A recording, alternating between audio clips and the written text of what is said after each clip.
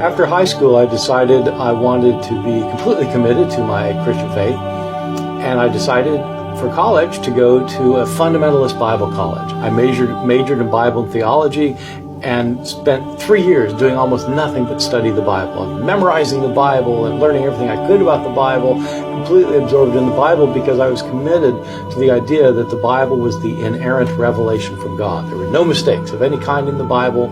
This was God's revelation to the human race.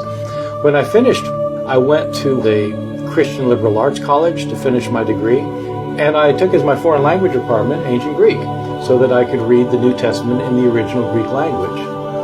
That began the process for me of realizing that the Bible was not the inerrant revelation from God, because now I was actually reading the original text and realizing that there were problems that had to be solved.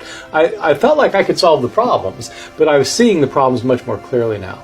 When I finished my college education, I decided I wanted to study Greek manuscripts for a living. I wanted to become a professor teaching Greek and teaching Greek manuscripts. And so I wanted to study at Princeton Theological Seminary. I went there and did a 3-year master's degree there, and then stayed for my PhD, another 4 years. During that time, I learned Hebrew, so I was reading the Old Testament in Hebrew, and I'm reading the Bible in its original languages. And fairly early on, I started finding problems that I simply couldn't resolve anymore.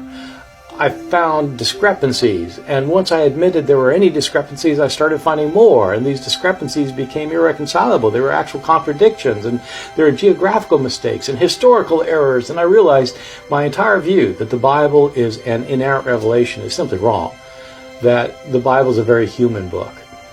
The Jewish scriptures, the Hebrew Bible, consists of 22 books. These books were all written at different times, in different places, by different authors.